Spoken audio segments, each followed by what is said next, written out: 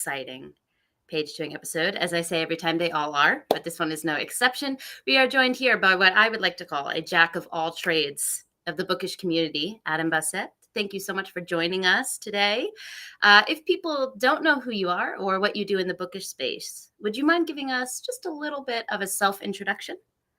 Yeah, of course. Thank you again for having me. I appreciate it. So I am doing a lot of things. It's hard to know what to start with. The day job is I'm working as a designer over at Campfire, where I help make software for people who are writing, and we have a reading app now for people who just want to come and chill and read books. I'm also the author of Digital Extremities. Is in this pile over here. Just came out a few weeks ago. So that's a real thing that I'm holding now, which is weird. So that's a collection of short stories. It's like low tech cyberpunk kind of. People have been comparing it to kind of like a not quite as insane Black Mirror in some ways, which would have been a really good pitch if I thought of it before the readers did. So I've been busy with that. I've got a couple of other projects in the works as well. I've been working on a novella that I just finished up a little bit earlier this week, and I'm going through an editing right now. And I'm working on a nonfiction book all about map design and sort of how you can use different aspects of that within your story to help tell that story. So it's kind of a mix, a weird hybrid of like visual design concepts with general world building advice, which I haven't seen before and has been really fun to work on.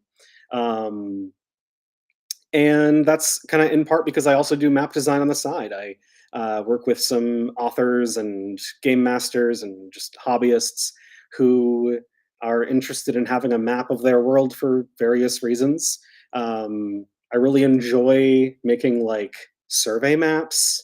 So the kind of maps you'd see in like the 1800s when explorers would like go down the rivers and lakes and all these places, and you'd see like really detailed maps of those shorelines, and then everything beyond that is kind of a mystery, or it's just extremely wrong.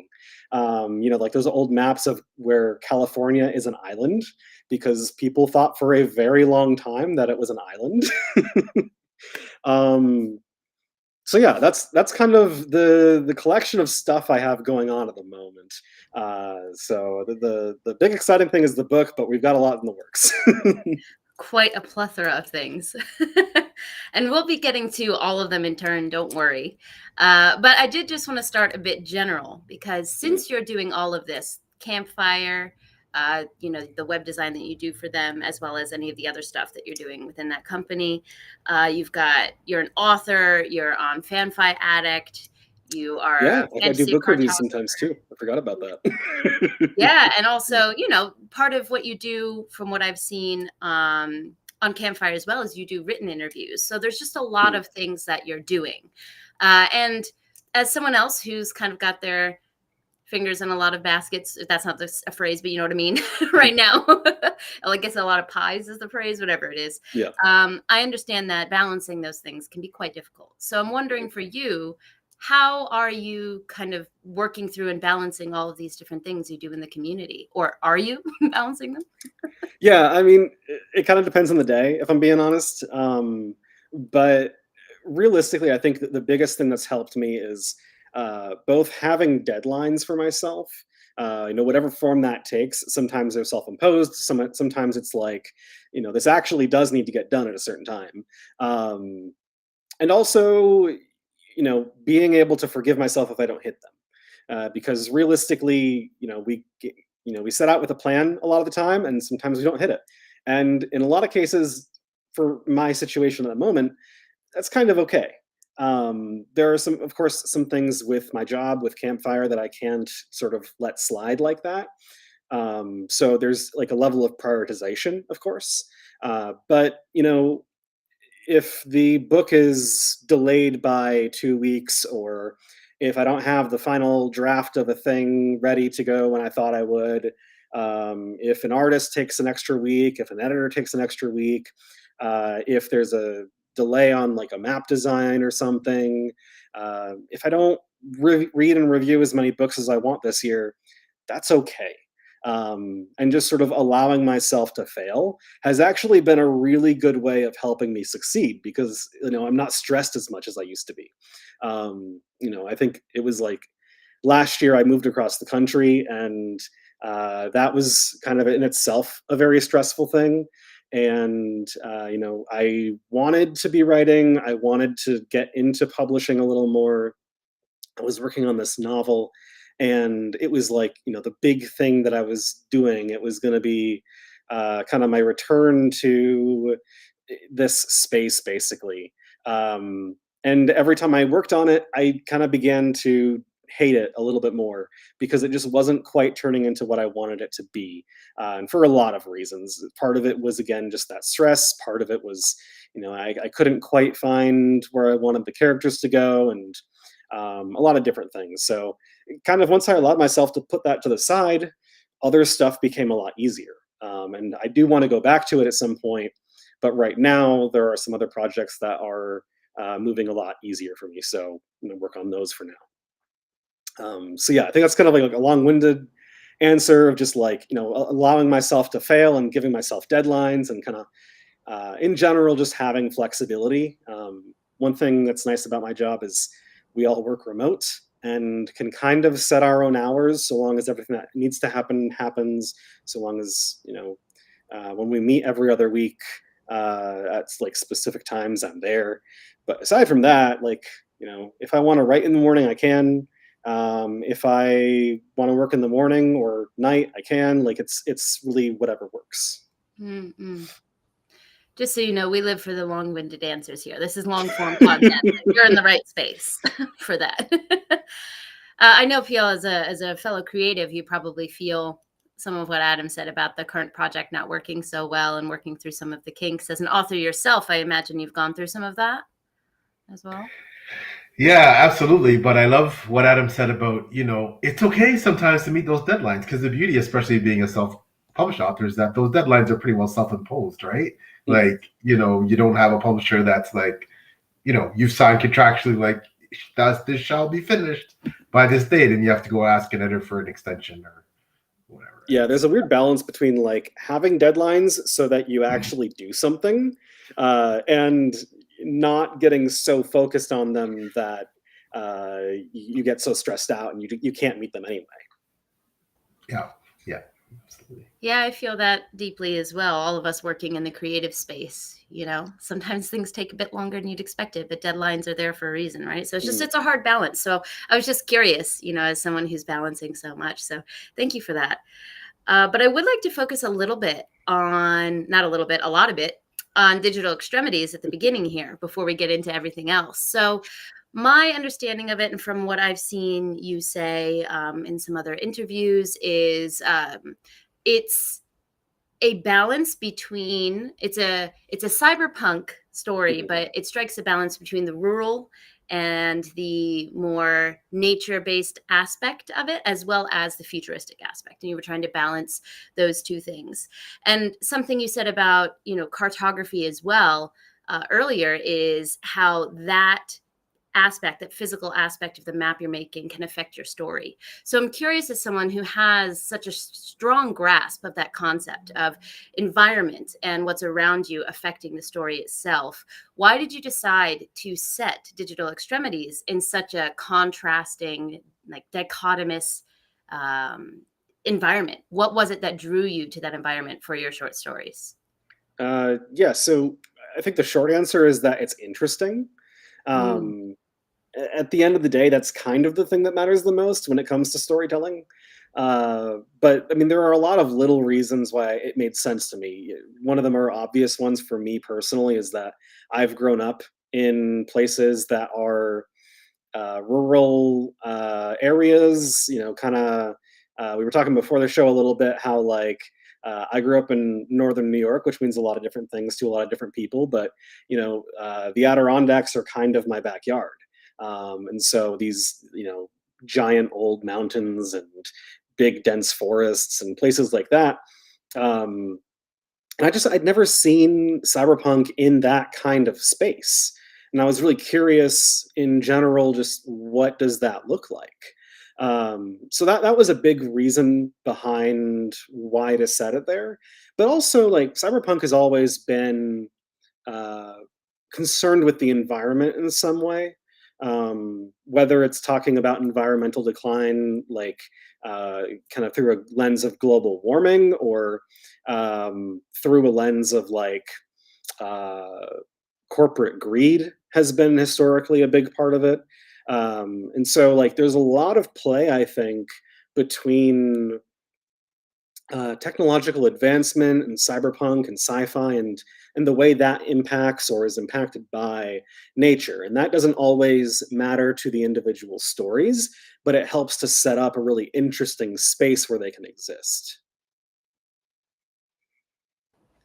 That makes a lot of sense, I think, because it's quite obvious if it's set in the future. There's a lot of environmentalism involved in this. Mm. That time elapsing would allow those two forces to kind of interchange in a way that you can extrapolate on, right? So we're not quite sure what the future would look like, but if this time has passed and these are the environmental factors that we're working with, it makes sense that you would want to be close to that natural environment to see how those two would interact together.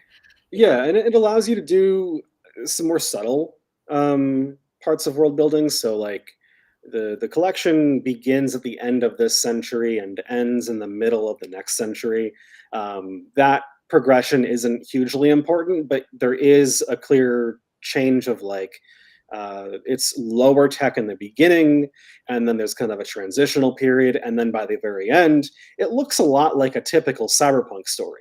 With all the neon and the robotic parts and literal robots and like all that kind of stuff. Mm-hmm. So there is an element of that, and one of my favorite parts of like how the environment plays into that is through what people have for drinking water. Because in the very beginning, people are just drinking water, and then by the middle, you start hearing about this like bougie, pure Antarctic drinking water that people are having like bottled up and exported all around the world, because there's uh, there is like a political and scientific angle to all of this, where there's I forget the exact name, but there's a treaty which is going to expire in about 50 years, which says right now Antarctica cannot be used for, um, it can't be mined, it can't be used for resources, you can't get anything from it. It can only be used for like scientific purposes. But that's going to expire. And I think as resources become scarce worldwide, it's not unreasonable to think there's a lot of natural resources in the continent, whether it be like oil or ice or whatever it may be. So in the background of all the stories that are happening, you get this kind of through line of people beginning to drink melted Antarctic ice because it's hip and cool, and toward the end, that is just the source of water. Which is like not a major thing, but it's those little touches, those little like notes of like how the city got built, the different food and water sources they have, down to like those are the things that I think help to make it feel more lived in. And being in more rural and remote places, you do, I think, in some ways put a bigger emphasis on all those details because they're maybe more scarce or they matter more to those people, or matter in different ways. Mm-mm-mm.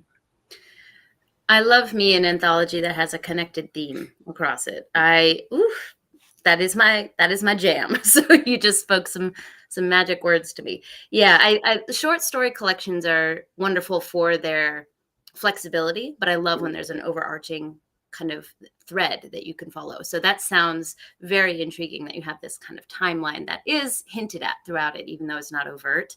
But I could see people drinking the bougie. It's the new Fuji water, Absolutely.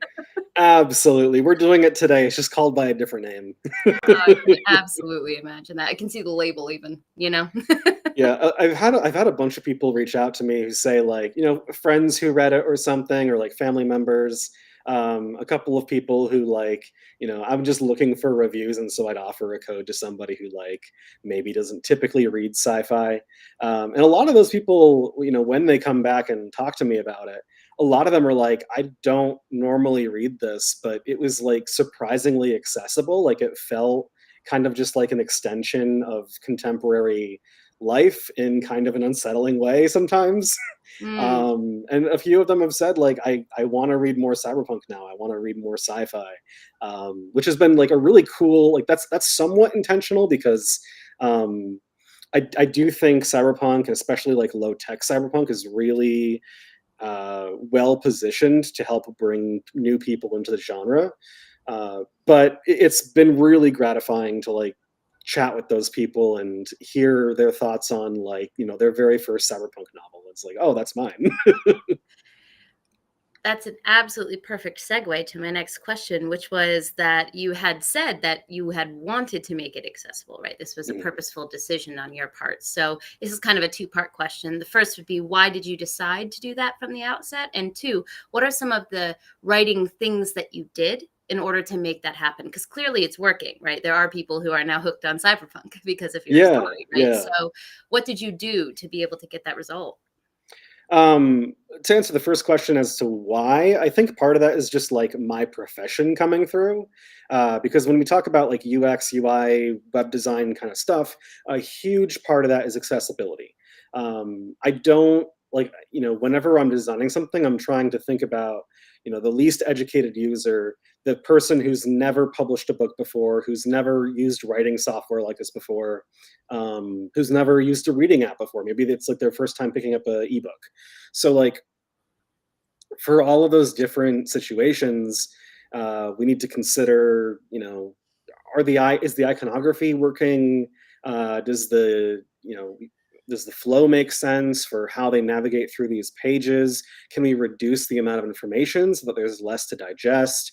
Can we reduce the number of steps to get from point A to point B? And of course, like the inverse is true as well, where we have to concern ourselves with the people who have done this a million times and who are used to doing things certain ways. Somebody who's published 20 books over on Amazon, they're going to come over to Campfire and they're going to expect a similar experience to uploading their EPUB and adding all their information and hitting a publish button. Of course, there are always things that kind of get thrown into the middle of that, which we have to account for. And there's always the question of like, can we make this better in some way, make it make more sense, whatever the case may be. So as far as accessibility comes, that's just kind of a thing that I'm always thinking about in some way. Um, and like I said, with this collection, I think there was just kind of a natural opportunity for me to do something with that because, like I said, this is on the lower side of like advanced technology. And when we're dealing with low tech, you know, we're not necessarily going to have an entirely new vocabulary for all of the things that we're trying to describe. So, you know, I could call the little like ports on the side of a person's head with all the like cyberpunky bits and knobs and ports that you put something in, and like you put a hard wire into a computer and jack in and download all the secrets and everything. And like I could, pull from Neuromancer. I could pull from Cyberpunk 2077. There is an established language for that, but a lot of people don't know it. I could invent my own language that I think makes more sense, but even fewer people know all those terms. And so a big part of how I thought about making this accessible was basically by like removing a lot of the techno babble. And when I had to name something, name it something that made sense. Like, this thing on the side of the head is just a cochlear implant. It's a thing that goes around your ear. It doesn't have to be more complicated than that, especially for the sake of these stories where, the things that they do are like, basically hands-free phones or like contact lenses that give you a heads-up display. And we already know what a heads-up display is. We can use it for a lot of different things, but like it doesn't have to get more complicated. And so definitely like trying to think of things in a way where it would be natural for a modern audience who might be less familiar with some stuff. And of course, like, you know, slow, because the collection advances through time. I just looked over. I realized my good mic is not on. We've been going through my bad mic.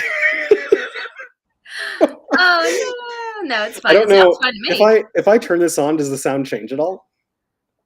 Testing 1 2 check at all. Does Sounds this about the same to me. Okay, it's probably you know, we're just gonna put that aside.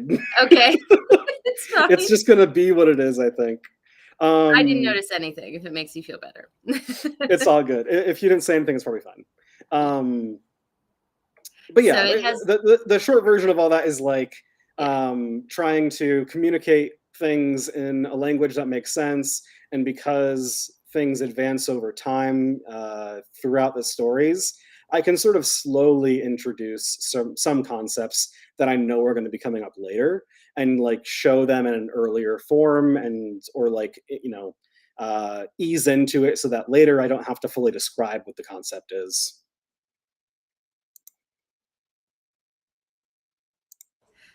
yeah, that makes a lot of sense to me as well. And connecting it with your job there, because as people who are so entrenched in this fantasy or sci-fi world, I feel like sometimes we forget that there's jargon that people outside of this community do not know and don't necessarily care to know. Yep. So I think that second part is quite important. So I love the fact that you focused on language as an accessibility point for people, because not only does that allow other people to enter the space, but if you are more practiced in it, you can recognize that as, oh, this is a call back to or a reference to this other thing that I know, right? So I feel like it could work for both sides. So yeah, I haven't had anyone tell me so far that it was like dumbed down or anything. I'm sure someone will one day, but well, that comes with getting a wider audience, right? Yeah. I'm not Part of concerned it, about right? that. Yeah. That makes a lot of sense for me. Yeah. Okay. Well, I think that, you know, digital extremities is one of the main points that we wanted to talk about today, and we might circle back around to it.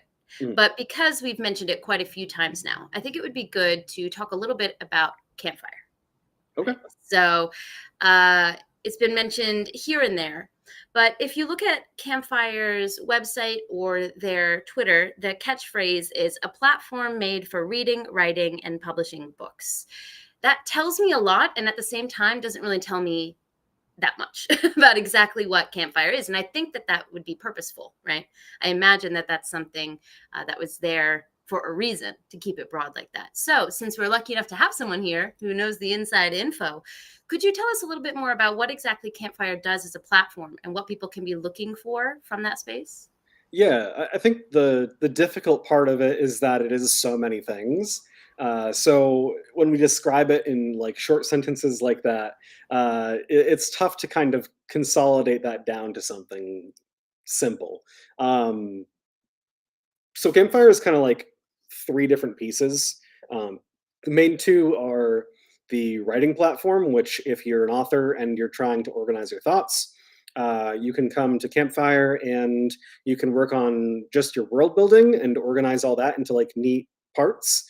We've got like 18 different writing modules where you can do everything from write your book to create a fantasy calendar to draft out a timeline or create a whole cast of characters with like full profiles and everything.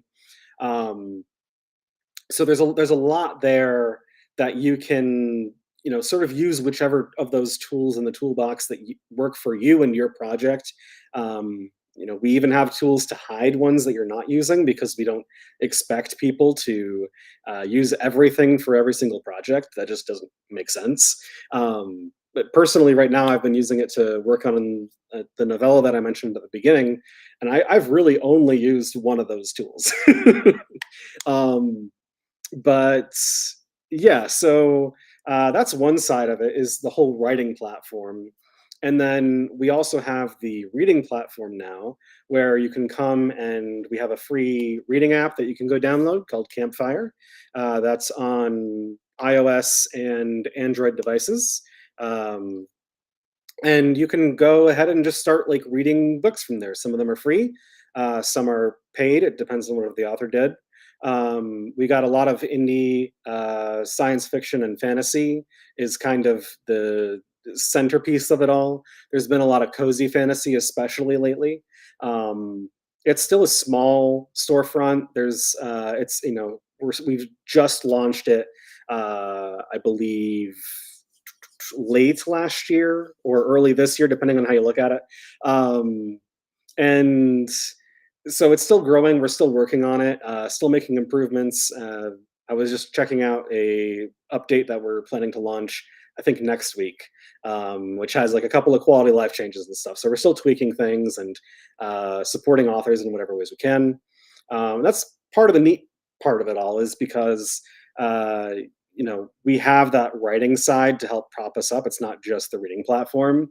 And so we can sort of use those to help each other out. So if you're reading on Campfire, what the author can do is set up extra bonus content to reveal at certain times.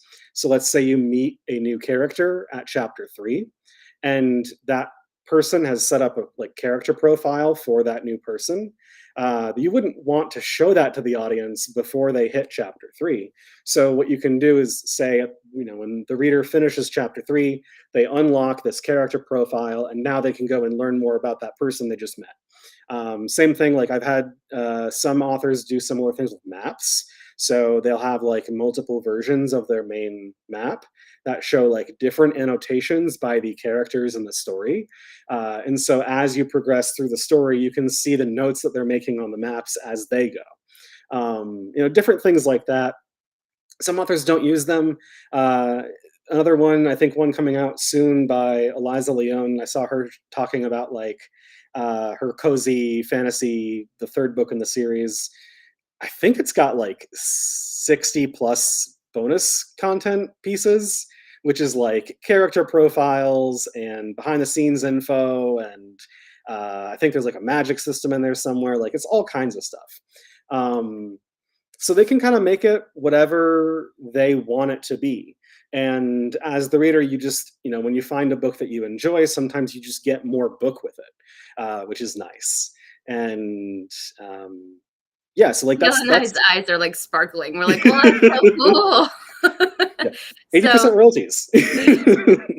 So just a summary of that would be like, let's say PL did go for one of his many novels he's written in his life. If he did take one of those and bring it over to Campfire, he would have a big toolkit that he could choose what he wanted, what would match for his style, and then add those extras to his book through your platform if he chose to.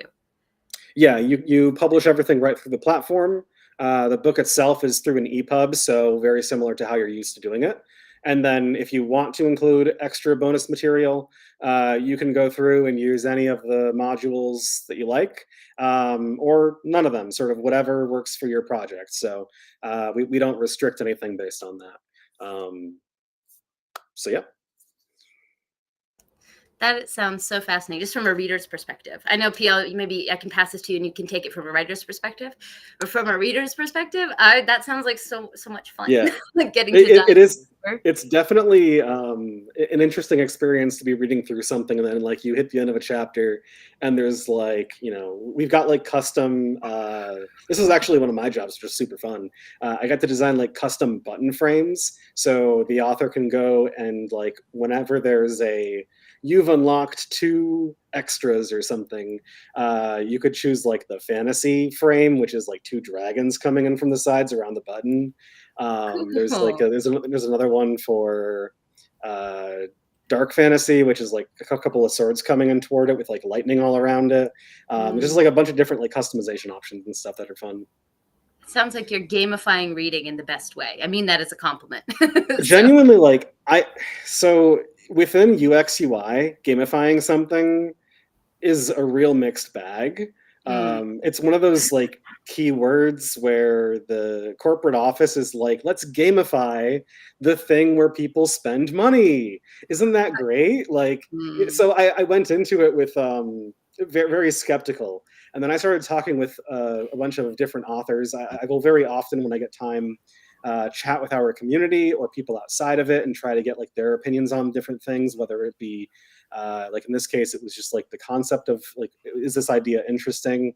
Other times I'll come with like a full design ready to like present and see how they interact with it. In this case, I reached out to people and I was like, hey, you know, we're thinking about doing this thing where you get to like hide bonus content until you hit a certain chapter and then you get to reveal it and like go see it. And every single person I spoke to was like, that sounds amazing. So I was like, all right, I guess we're doing this. You can add 2 more people to that list, clearly. Oh yeah. Yeah, I'm totally geeking out here over this. This is like, I think it's like every writer's dream, because I know for a lot of, especially the fantasy sphere and the sci-fi sphere, we can world build for the rest of our lives and not actually sometimes write the book.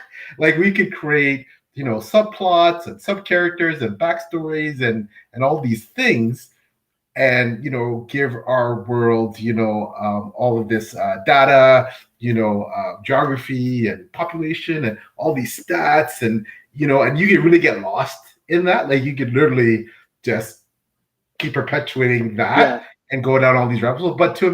But just to be able to offer that as like a bonus feature for the readers, like that is just incredible. Like I mean, even just conceptually, I'm thinking about it. It's like, you know, it's almost like the way a lot of us go down the rabbit hole of wikis. You know, you can go on a Song of Ice and Fire wiki and you can learn so much about the universe that, you know, you literally get lost doing it, right? Yeah, and, absolutely. And yeah, it just sounds incredible. I guess my question is, what went into the concept of this? Why was this created? What did you guys all get together and just say, hey, you know what, this would be really, like, what went into the making of this? Yeah, so I think a big part of it was, you know, Campfire's origins as we were a writing software before we were anything else. And before, like, you know, you go back far enough, back in like 2018, 2019, before I joined, we didn't even have a way to write a book. It was just world building, plotting, organization, all those kinds of tools. And then we added all the rest of the stuff later. So I think part of it comes back to our origin sort of as a planning, world building, organization, note taking software, where, you know, Campfire is the place where you can go to write down all that world building. And like you said, a lot of it doesn't really see the light of day. It's like notes for yourself so you don't forget something, or just because you were having fun with a concept or whatever the case may be. And now, because we have this whole publishing platform, it's like, we don't want to like use only one part of Campfire. Like we have all this extra unique stuff that just doesn't really exist on you know, your Barnes and Noble, your Amazon, all these other places. So it's like, how can we use that in an interesting way, which is like not going to confuse people, but still like give readers something to enjoy. Maybe like help authors even like, you know, you can give it away or you can monetize all those extra things as well. So like, you know, toss the author an extra $3 and you get access to a whole bunch of extra stuff. So that was kind of the idea of like, how do we provide, you know, use what we already have, provide something interesting for readers, and give writers something to help them just sort of like market, sell their work and all that kind of stuff. Because there is like a different kind of message between, I have this book, check it out, versus I have this book and it's got 50 extra things with it. So that was kind of the original concept, and it took some time to figure out exactly how we get from there to where we are today, where there's like this whole unlocking thing. We looked at a lot of different comparable, you know, productivity tools that had some kind of like goal setting to it. We looked at, you know, a bunch of different video games that have like different progression tracks. We looked at things kind of in the middle, like Duolingo, which, you know, have their different milestone rewards and everything. and ended up coming away with this system, which at the end of the day, I think is fairly simple.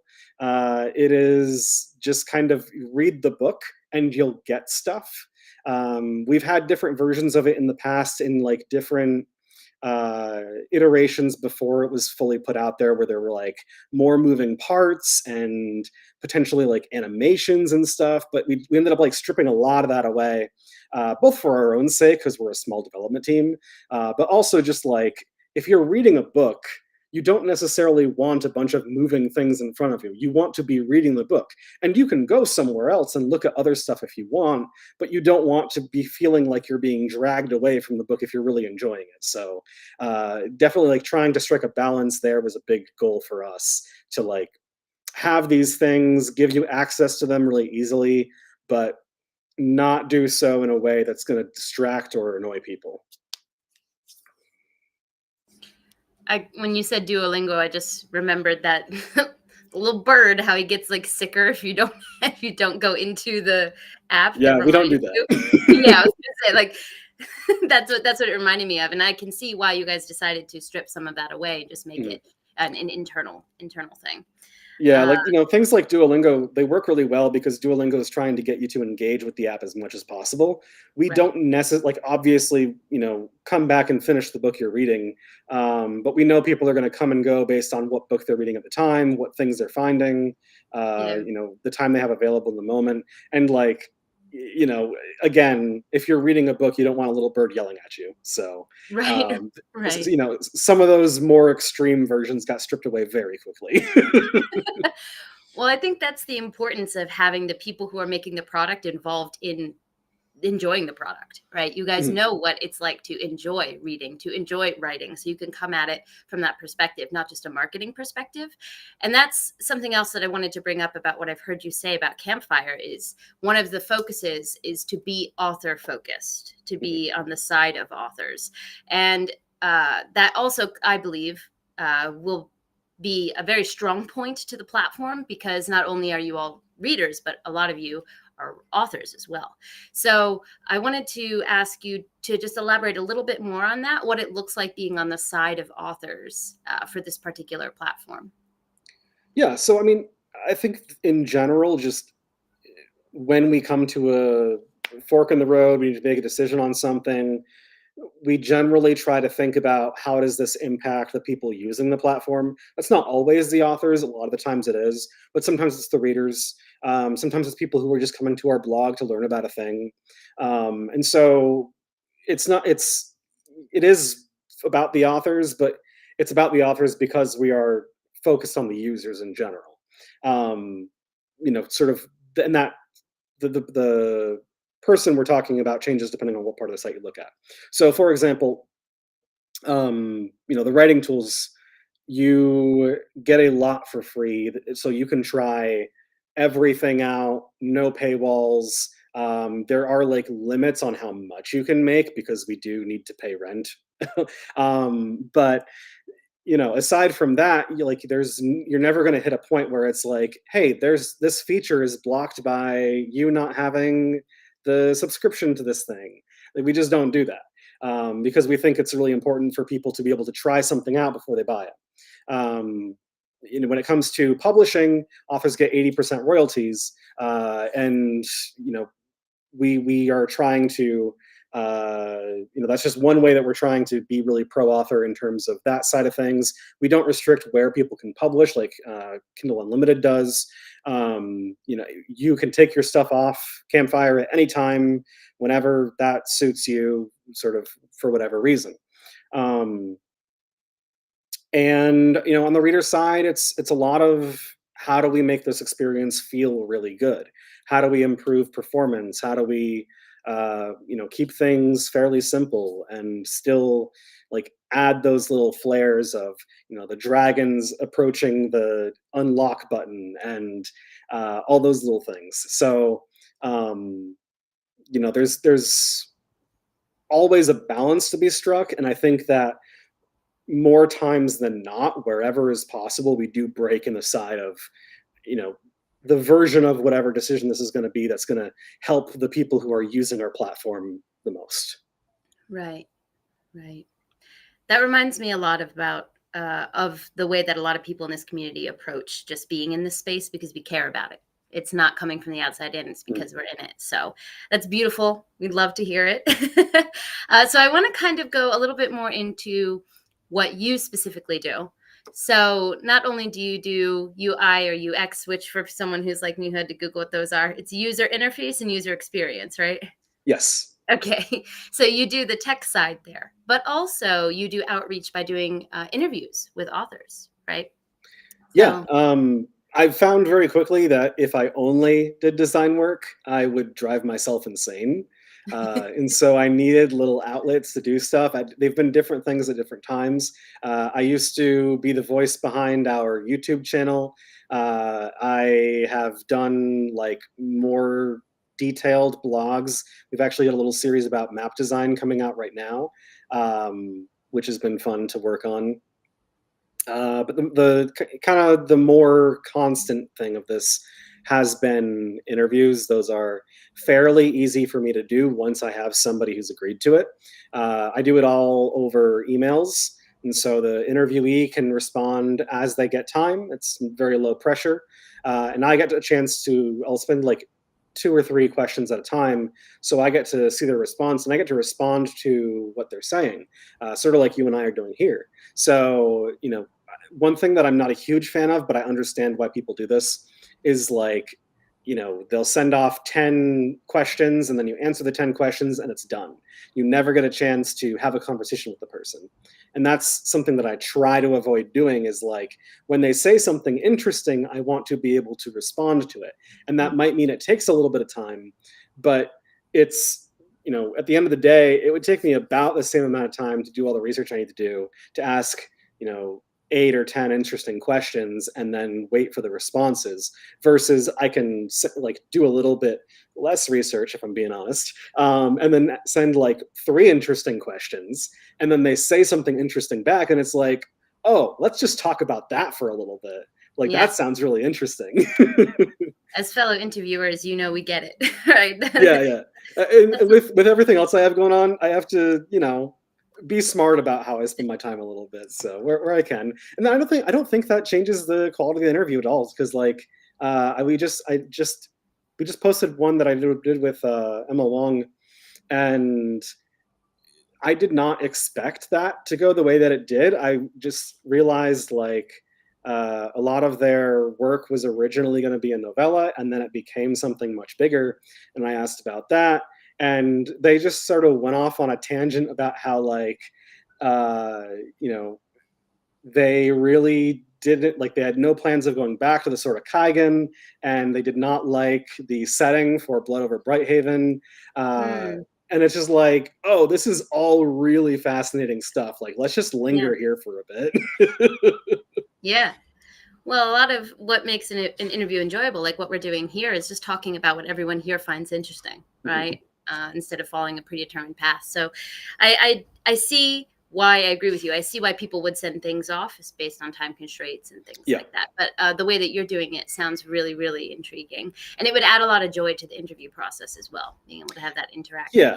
Yeah, it's a fun thing for me to do on the side, where I just get to, like, I've met and spoken with so many incredible authors that I never would have imagined that I would have otherwise. And that's just been, like, in itself a really rewarding thing on the side that I get to play around with a little bit.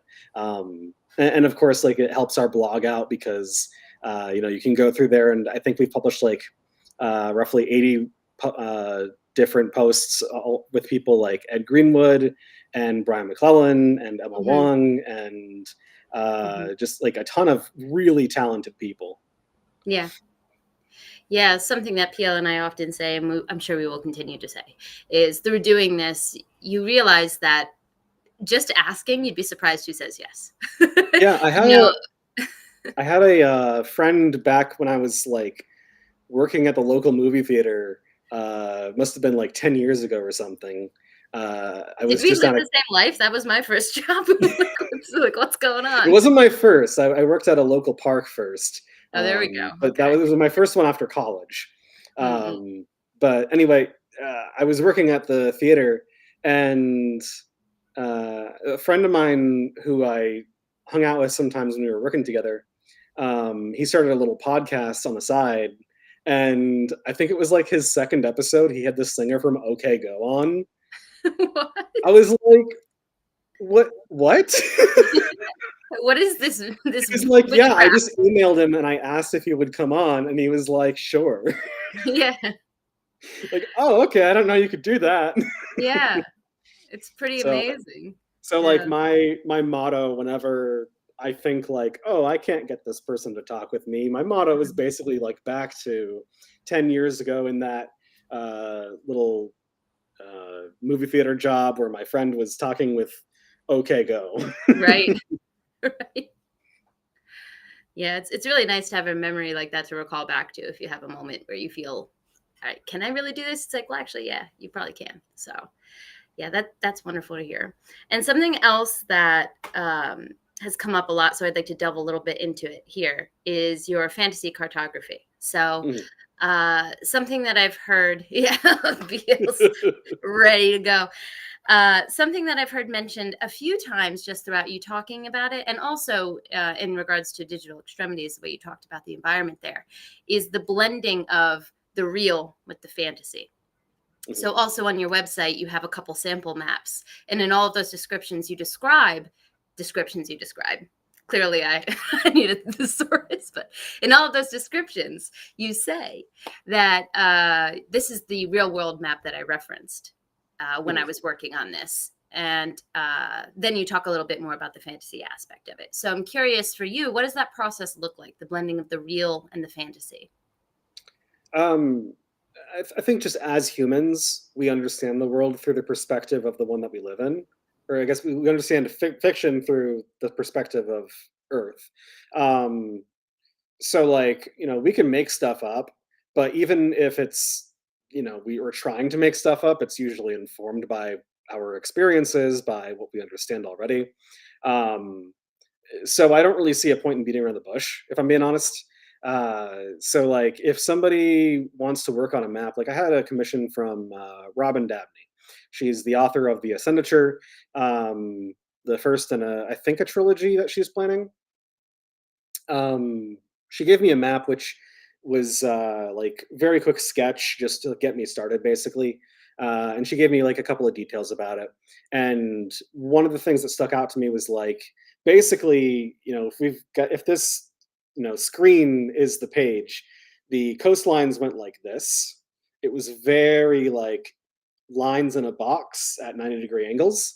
Um, and for her purposes, that was fine because she didn't need anything very detailed for the story she was writing. She just needed to know like the general distance between things. And like, when you're at that point in writing or, you don't need a detailed map. And that's perfectly fine. In fact, I encourage people to like grab a sticky note and just jot down the broad strokes of your world, put down like the points of the major cities. Like that is an incredibly valuable resource to have. But when it comes time to like publish the book and you want a map included in it, those kinds of shapes just don't look natural. So one of the things that we talked about, I always ask people, especially if I'm working with somebody else about this, I always ask, do you want me to screw around with this? Is it supposed to look exactly this way? Because I can make what you gave me, but there are usually like one or two things that I can see where it's like we can make this a little more interesting. And she graciously allowed me to play with it. And one of my first questions after that was like, "What is this story based on?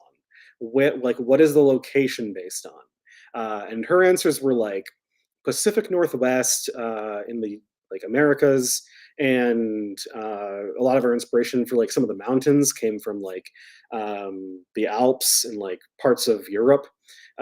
So those were kind of the places I was thinking about when I was making it. And so the example of the coastlines that I was talking about, for a lot of those, I was looking at parts of the Pacific Northwest and parts of Europe, and just for fun, I would like throw in little bits of other places like Japan or something, just to mix it up a little bit, because so much of a coastline is variation. You have some periods where it's like very rocky and jagged, and you have some parts where it's very linear.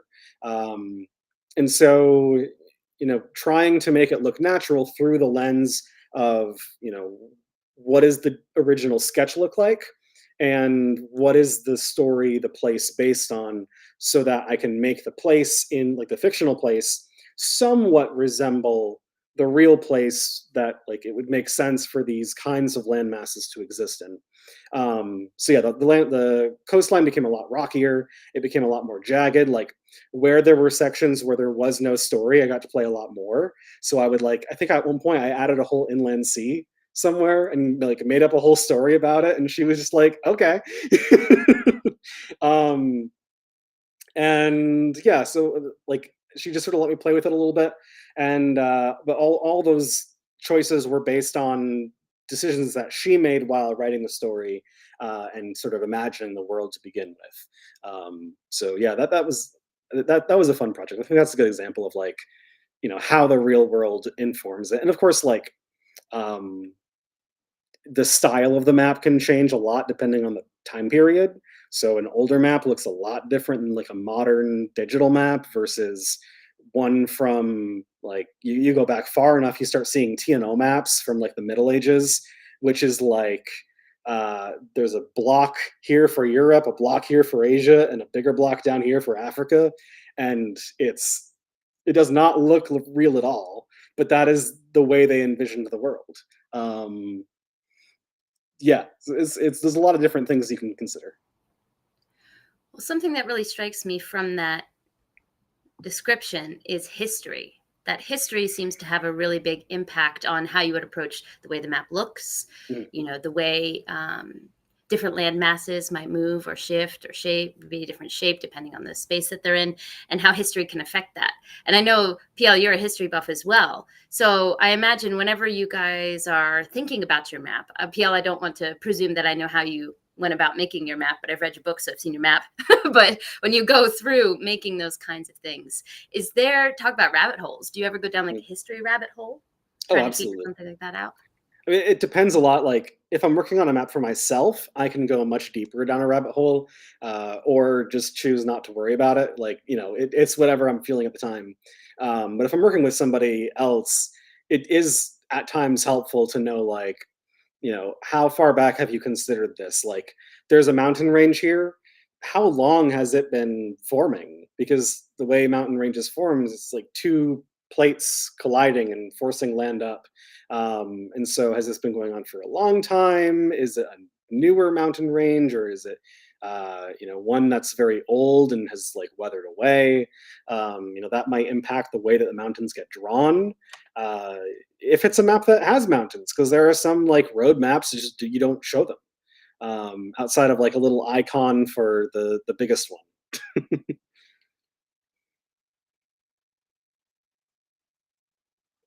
Did PL, did you freeze? Oh no, okay. I thought you did. For some reason, there was no movement.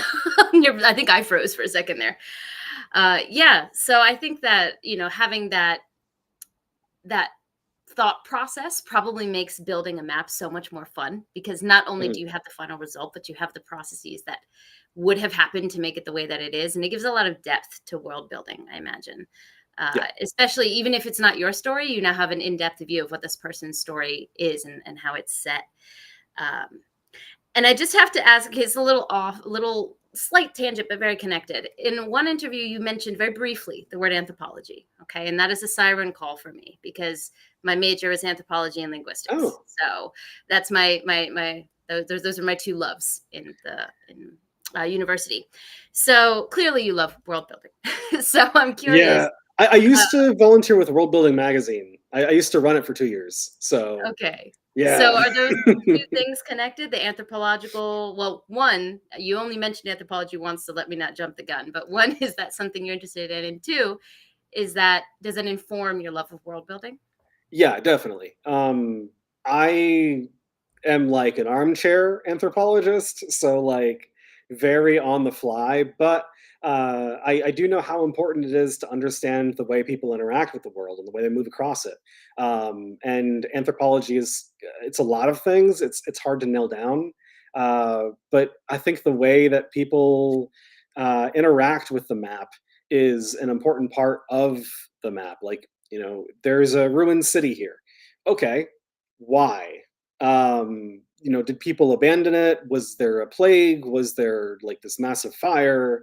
Did the economy crash? Like, there's a lot of reasons that could happen, and it might not all be represented on the map, but I think those are all interesting questions for the story, especially.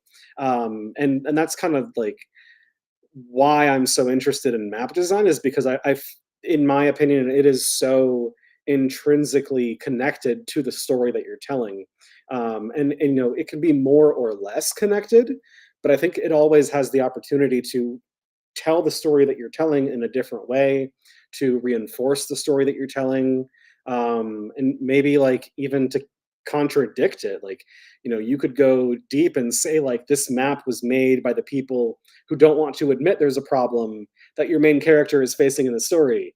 And how do you like annotate it or like signal to the reader like there's a disconnect here? I think there's a lot of just like really interesting things based on the way people use the map, the way they've historically moved throughout that world. Yeah, so like armchair anthropologist, but like a lot of those studies can apply here. Oh, they can. Every time I get a book, I'm like, I look at the map and I'm so intrigued by it. It's my little anthropology brain going crazy. But I did want to ask you, PL, do you have this similar experience with maps and anthropology and world building? Yeah, absolutely. I think, our part of my fascination with maps is that it's the first thing I look to in a fantasy book. If the fantasy book has some kind of compendium, maps, family trees, glossary, those are the things that I'm drawn to, because I want to see the framework of your world. I want to see what you've done in terms of creating it and how authentic your world is based on those things. So I'm really, really drawn to those sorts of items in books and maps, especially. I literally, I'll read the story and I'll follow along with the journey. I'll follow along to see that the hero's gone from this place to this place to this place to that place. And then even if a place is referred to, but it hasn't been visited yet, and maybe it'll be visited later on in the series or a few books down the road, those are things that I look for, right? And I think my part of my fascination as well is, to see if, you have your own perception of what somewhere looks like if you've never been there. Like before I went to Scotland, I see pictures of the Highlands. I had this image in my head what the Highlands look like, but I was actually blown away by how much more vivid and amazing they were, of course, when I saw them. But at the same time, I've been to places where perhaps for whatever reason, for me personally, they were underwhelming compared to what I heard of. But I always am looking for what is my version of, in my head, that place going to be compared to how the author describes it and puts down on the page what it looks like compared to the map. Because based on the map, I'm going to have a certain visualization, and then the author is going to describe it, and then you kind of put those together with your own perception, and that's the place, right?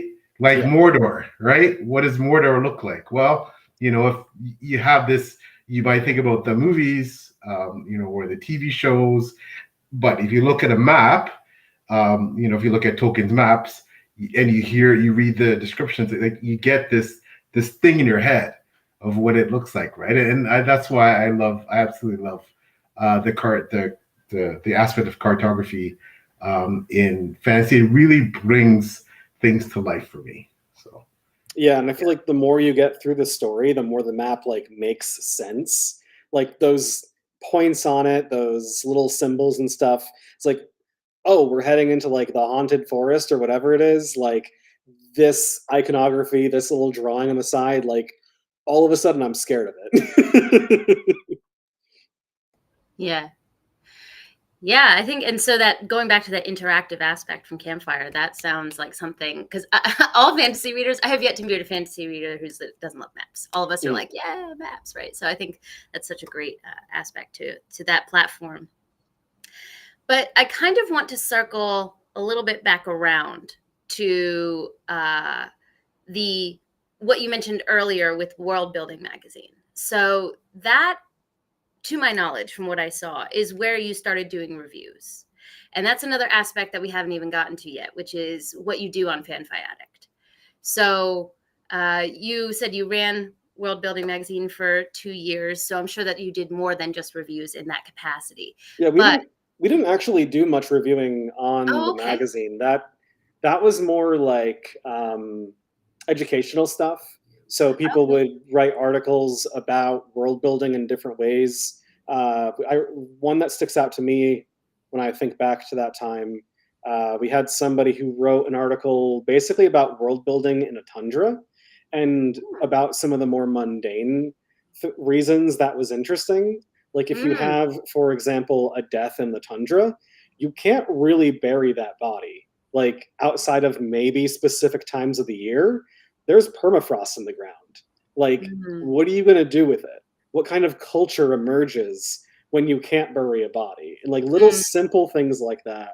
mm. Um, just really interesting stuff. So like it was, Yeah. yeah, more along those lines of like how to world build with this situation, or Pontificating on ideas.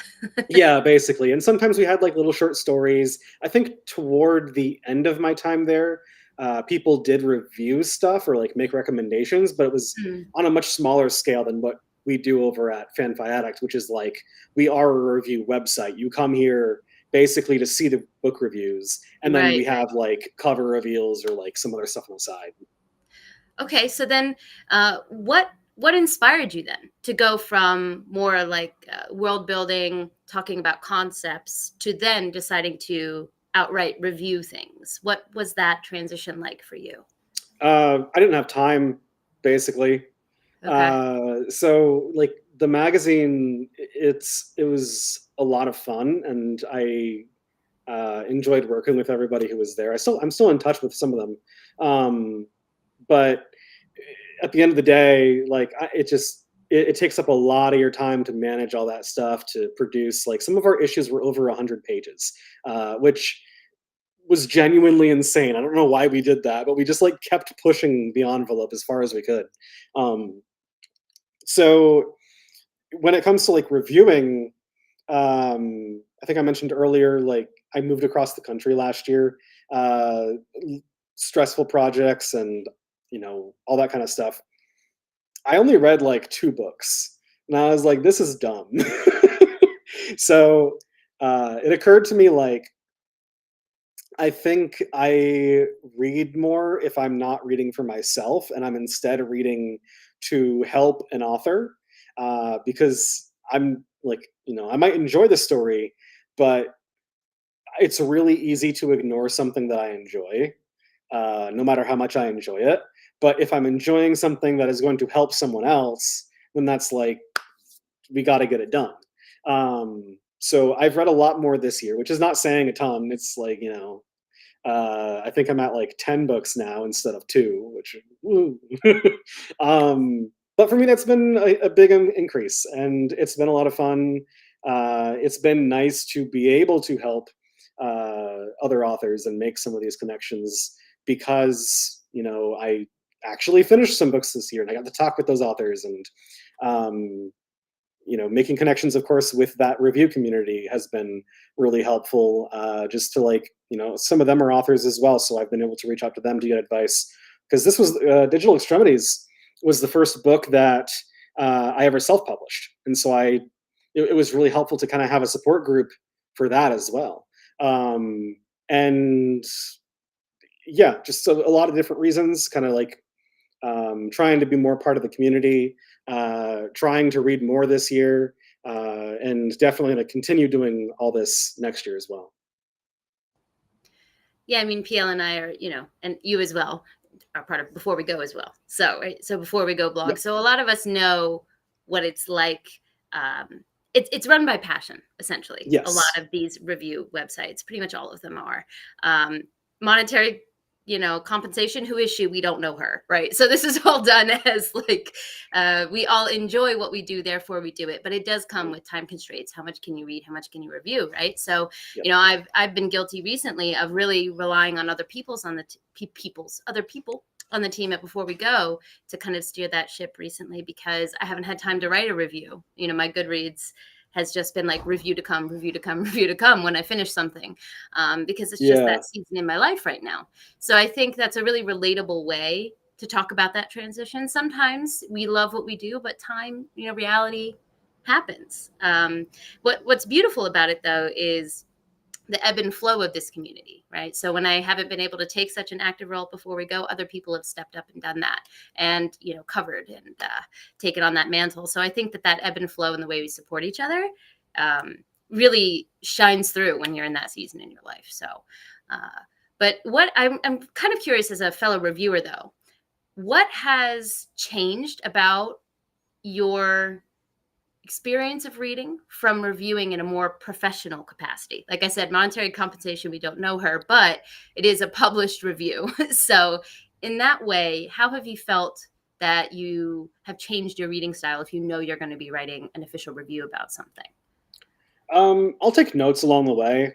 Nothing crazy, but if I think of something, I will make some notes at the bottom of my document that will eventually become my review. Aside from that, not much has changed.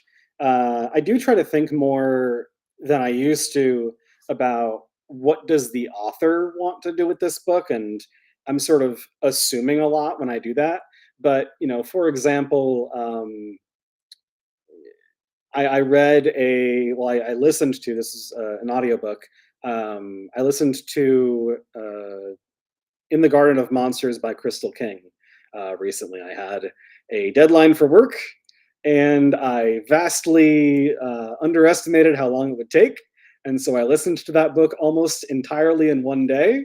It was a 10-hour listen. um, so, yeah, so with that one, it's not the thing that I would naturally go to. That's somewhat my fault because I did not read the blurb or anything about it before I started listening to it. Um, but it ended up being really good. And, uh, you know, even though it's not the thing that I would immediately pick up normally, it's like a historical fantasy romance kind of thing. Um, I'm trying to get more into romance because I think I can, like, especially like as an author, learn a lot from it.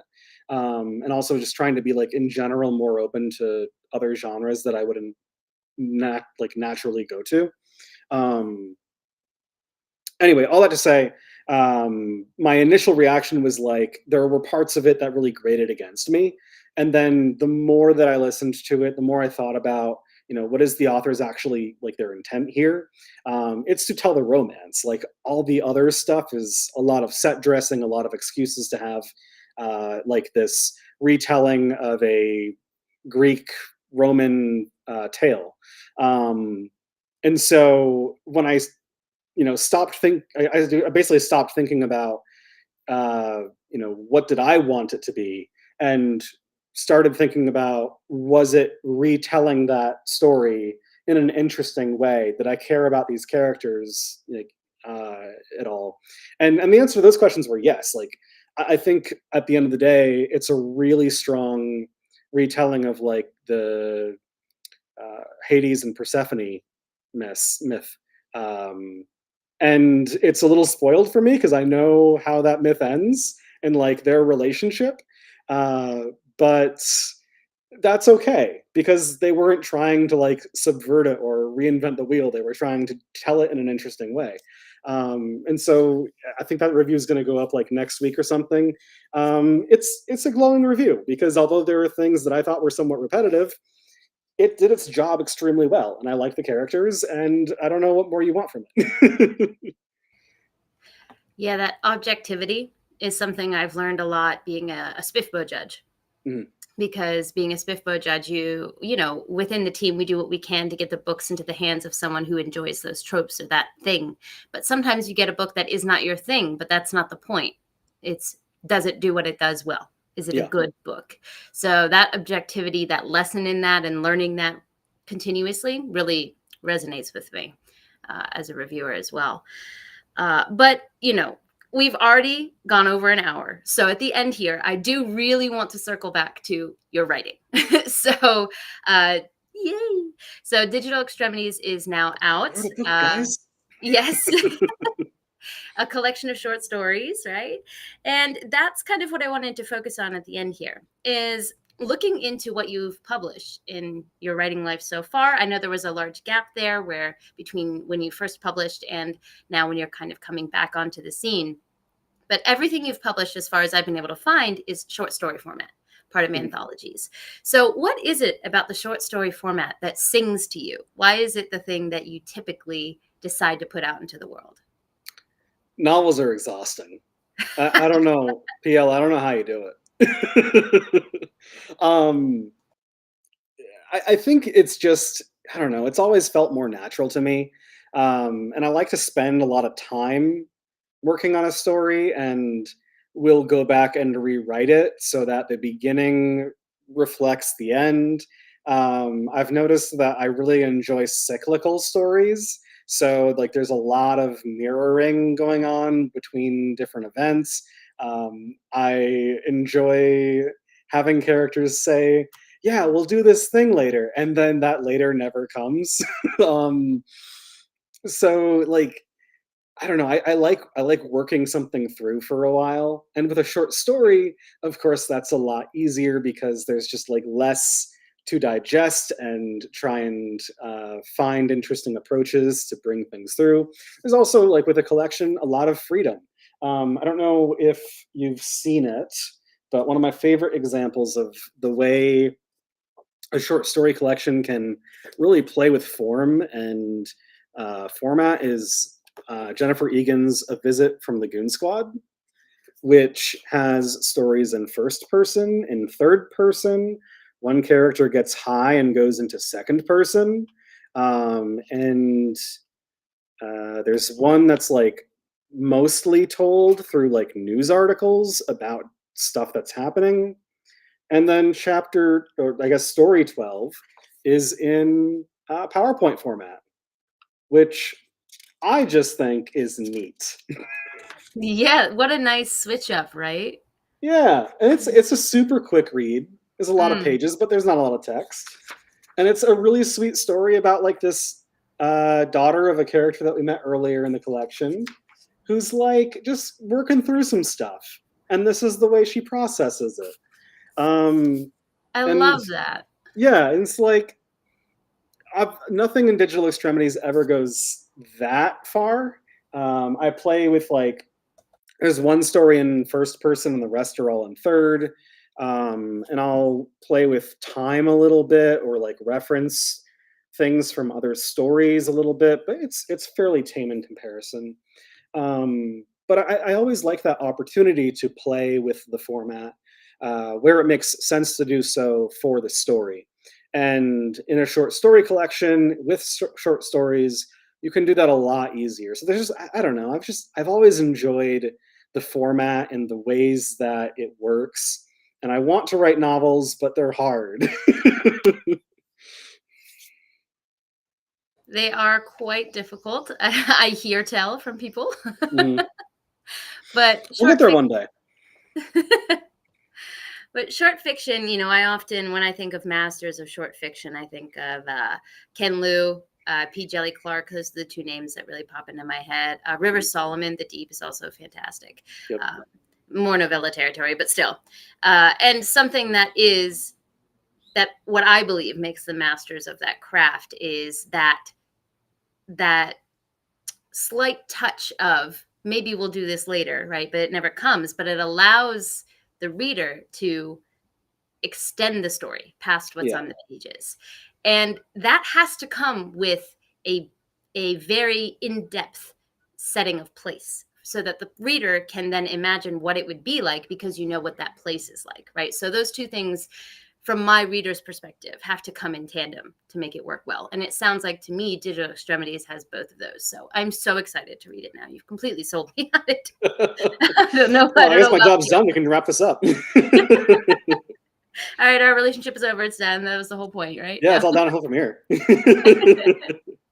But no, thank you. I appreciate that.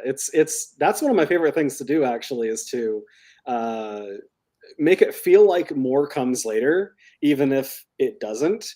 I'm trying to get better at not doing that, because I think historically I've done too much of it. But you know, it's a learning experience. I haven't. I think I'm a lot more proud of this collection than my previous one. It took a while to get here, but I think, you know, a lot of these stories are like, some of them 3 years in the making. I would work on them and come back to it later and rework things and rewrite stuff and, you know, trim out bits that just didn't need to be there, or add context to things that were a bit confusing, which is of course the normal process that you do when you write stuff. That's not unique to short stories or me, but you know, I think some of the original versions were maybe a little bit too much open-ended, and then in some ways I pared that back, but not too much. Do you think, based on that, there could be a novel in your future? There's definitely a novel I want to write, the one that I was struggling with last year. It is unrelated to this, I will say. It's a historical fantasy novel.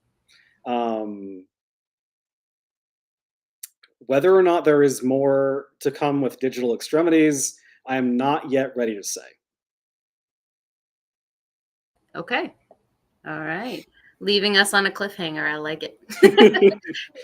I know how this works.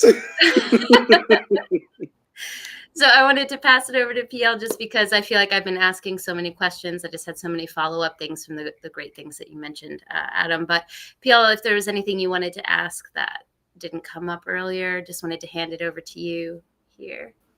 No, it was fantastic. You did a great job, Taylor. You covered you know, pretty well everything that I want to ask.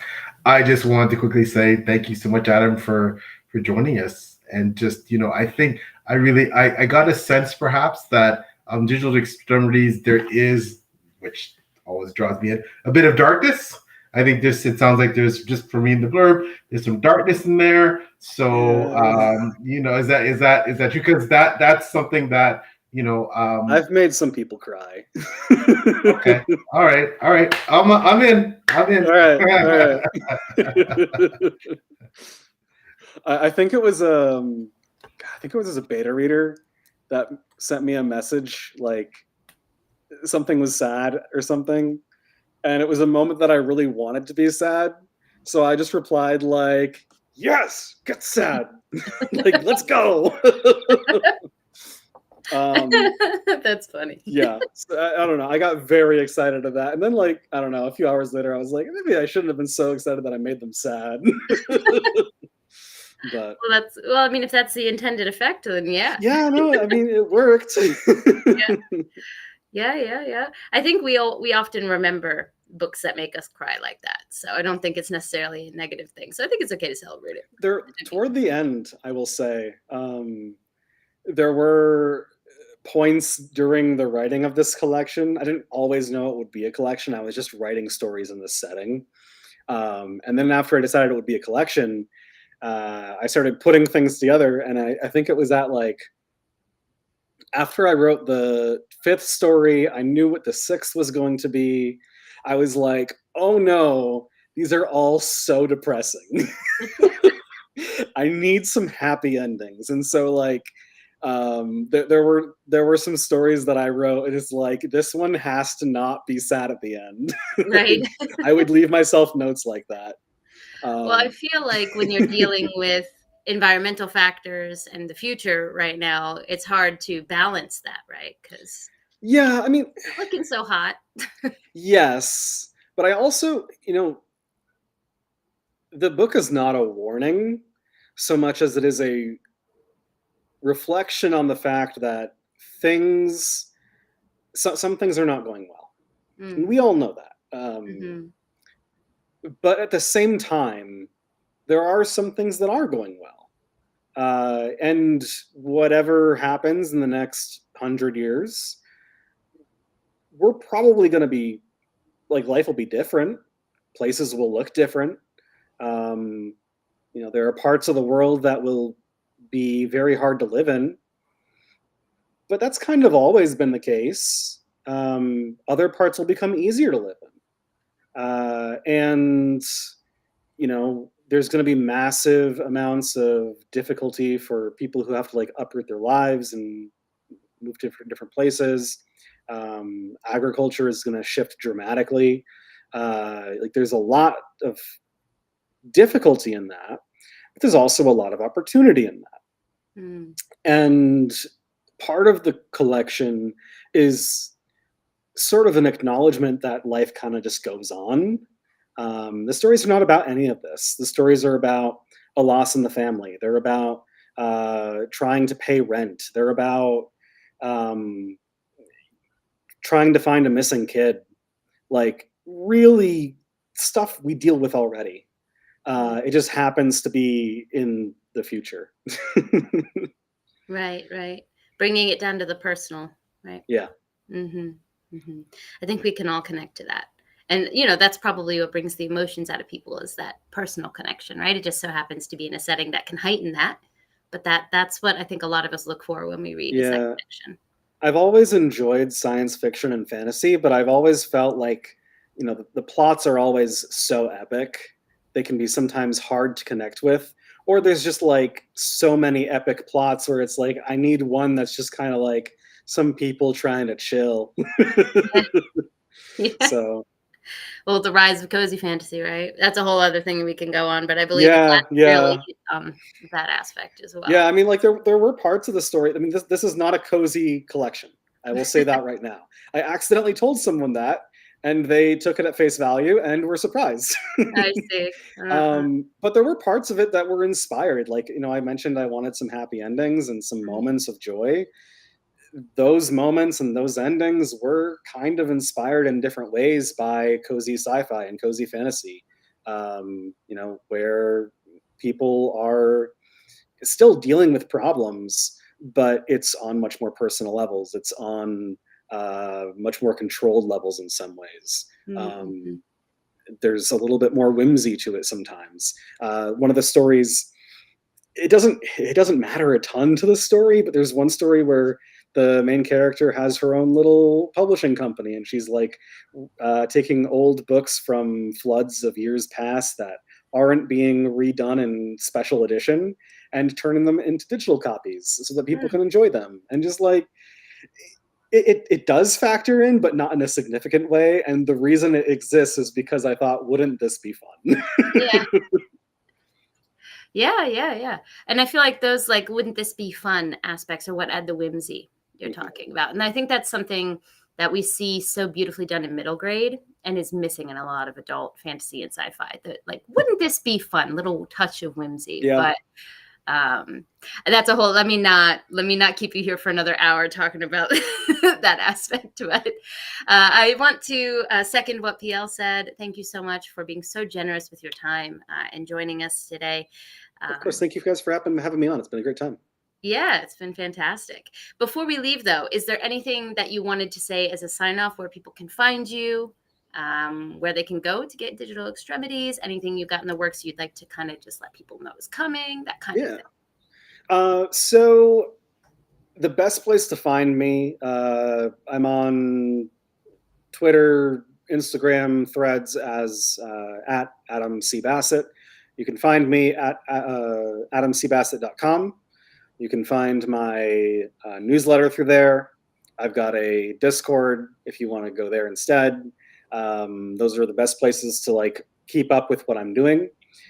Digital Extremities is out now. You can get a physical copy, paperback. You can get digital copy. If you go to Campfire, actually, there's exclusive character art and full, like, we have maps in the book, at the top of each chapter. that I made, but we have full color, full detailed versions on Campfire as well. I got more stuff coming soon. I can't talk a ton about it right now.